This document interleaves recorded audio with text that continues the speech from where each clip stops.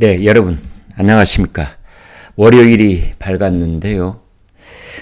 이준석 국민의힘 대표에게는 이제 운명의 시간이 사흘 앞으로 다가왔습니다. 오늘이 월요일인데 윤리위원회가 목요일 날 열립니다. 7월 7일. 오늘은 7월 4일. 이제 사흘밖에 안 남았습니다. 그에게는 정치적으로 운명의 날이 다가오고 있다. 이렇게 볼 수가 있는데 드디어 이런 상황 속에서 이준석 대표가 로키로 가기 시작했습니다. 절제 모드로 가기 시작했다. 이렇게 볼 수 있겠습니다. 일단 페이스북 같은 SNS를 대폭 줄여 나가고 있고, 또 주말에는 이 정치권 인사들, 그 다음에 국민의힘 의원들과 비공개 회동을 늘려나가는 모습을 볼 수가 있습니다. 무엇보다도 윤 대통령의 마음을 잡기 위한, 윤심을 잡기 위한 그런 구애작전에 올인하고 있는 인상을 주고 있습니다. 먼저 윤 대통령이 귀국할 때 서울공항으로 마중을 나갔다든지, 그리고 그 전날에는 경북 경주에 있는 원자력 발전소를 방문을 했다든지, 그리고 최근에는 이제 윤석열 대통령의 지지율을 끌어올릴 수 있다. 뭐 이렇게 호언장담을 하는 모습까지도 보여주고 있습니다. 서울공항으로 마중을 나갔다는 것은 스킨십을 노리고 있다. 이렇게 볼 수가 있습니다. 공항 마중을 나가면 어쨌든 이제 악수를 할 수 있는 그런 기회가 오기 때문입니다. 그 다음에 원자력 발전소를 찾은 것은 윤석열 대통령과 정책 호응을 하겠다. 이제 이런 뜻으로 읽혀지는 대목입니다. 그 다음에 윤석열 대통령의 지지율을 끌어올릴 수 있다. 이것은 나름대로는 아마 당근을 제시한다. 뭐 이런 취지로 보여요. 그러니까 스킨십을 늘리고 정책 호응을 하고 그 다음에 그렇습니다. 당근을 제시하고 이제 이런 상황인데요. 그러나 또 엇박자가 나가는 부분이 있습니다. 오늘 한국일보하고 인터뷰를 했는데 그 내용 중에 보면은 이제 최저임금 뭐 등과 관련을 해서 정부가 나에게 도와달라는 적이 없다. 당신은 왜 윤석열 정부가 하는 일에 대해서 당 대표가 돼가지고 모른 척하고 말이야. 이 개인적인 그런 이 정쟁에만 몰두했느냐? 뭐 이런 식으로 질문을 하자. 당이 나보고 도와달라는 적이 없다. 이렇게 대답을 하는 것을 볼 수 있었습니다. 이러한 것이 바로 이준석, 준스톤의 커다란 문제입니다. 도와달라면 도와주고, 도와달라지 않으면 뒷짐지고 바라보고, 이런 생각이 이준석 머릿속에 들어있기 때문에 많은 국민들을 걱정시키고 있는 겁니다. 집권 여당의 대표라는 사람이 하는 말이 정부가 나보고 도와달라는 말이 없다. 그래서 도와준 적이 없다. 뭐 이런 식으로 얘기하는 게 이게 당대표 맞습니까? 이 당대표 맞습니까?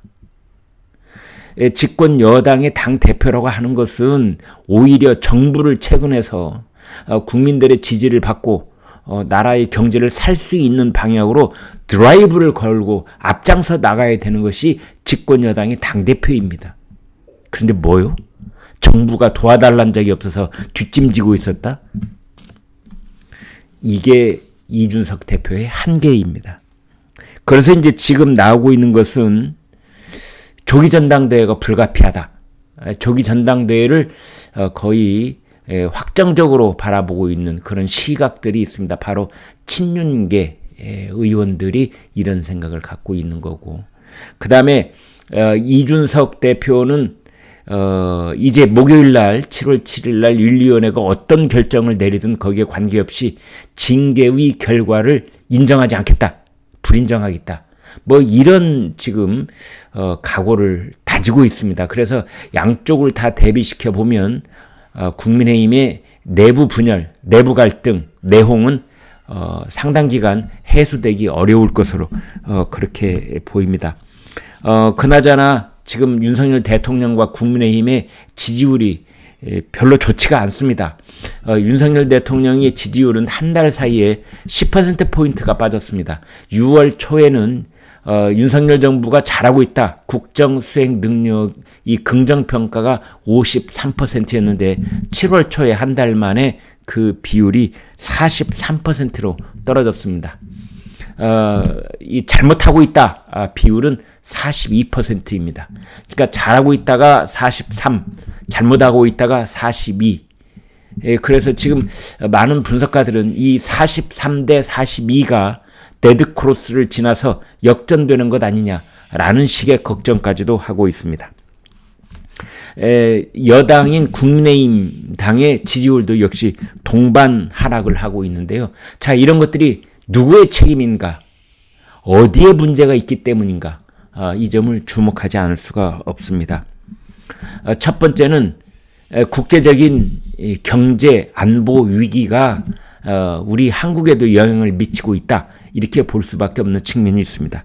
두 번째는 이제 우리나라에게 닥쳐 있는 고물가, 그 다음에 환율 상승, 이런 것도 정부의 지지율에 영향을 미치고 있다. 이렇게 볼 수가 있고, 세 번째로는 문재인 대통령 때 박아놓은 그 알박기 인사들이 지금 정부의 발목을 잡고 있는 것이 아니냐, 이제 이런 분석도 가능합니다. 그러나 여론조사상으로 봤을 때 윤석열 대통령에게 국민들이 가장 많은 아쉬움을 표시하는 대목은 일방통행식 인사, 뭐 이렇게 일단 여론조사에는 나오는데, 저 개인적으로는 그렇게 보지 않습니다. 가령 집권 여당, 그 다음에 집권 초기의 대통령은 지지율하고 상관없이 집권 초기에 반드시 해놔야 되는 일들이 있습니다. 그것을 지지율 눈치 보느라고 하지 못하면 영영 하지 못하는 겁니다. 이제 2년 뒤에 국회의원 선거가 다가오면은 그때는 더더군다나 아무 일도 못하게 되는 상황이 벌어질지 모릅니다. 그래서 총선하고 또는 다른 지방선거라든지 혹은 대선이라든지 이런 선거와 시간이 좀 벌어져 있을 때, 그때 대통령은 국민과 국가를 위해서 해야 될 일, 그러나 인기는 없는 일, 가령 연금개혁, 교육개혁, 노동개혁, 이런 시급한 개혁 문제에 손을 댈 수 있는 시기가 바로 선거가 없는 집권 초기이다. 이렇게 봐야 됩니다. 그런 것에 손을 대면은 당연히 지지율은 떨어집니다. 그런 것을 하기 위한 사전 정지 작업으로서의 인사를 하면은 당연히 지지율은 떨어집니다.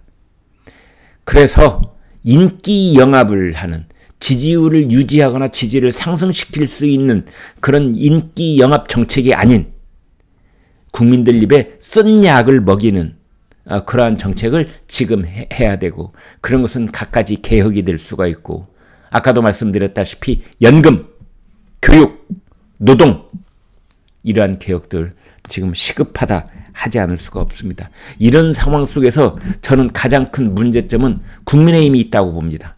대통령과 대통령실에 있는 게 아니고 국민의힘에 있습니다. 국민의힘은 지금 권성동 원내대표가 고군분투해서 원 구성에 나서고는 있으나 이 원 구성 문제가 차일피일 시일을 너무나 오래 끌고 있고, 그래서 민생 법안들이 다 발목이 잡혀 있고 뚜렷한 해결의 징후도 보이지 않는 상황 속에서 국민의힘은 오로지 이준석의 성상납, 이 이미지만 계속해서 덧씌워지고 있다, 이렇게 볼 수 있겠습니다.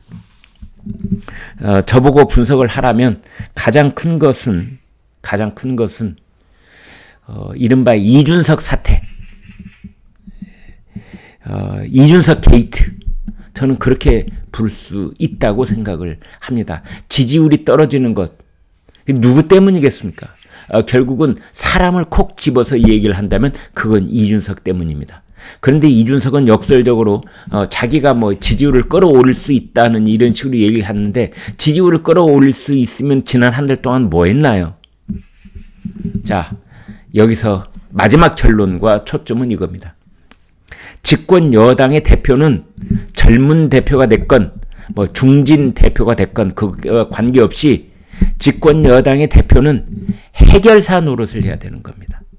그런데 이준석 대표는 본인이 트러블 메이커가 되고 있습니다. 문제아가 되고 있습니다. 이것이 지금 상황의 가장 큰 문제라고 저는 생각을 합니다. 네, 구독, 좋아요 부탁드리겠습니다. 고맙습니다.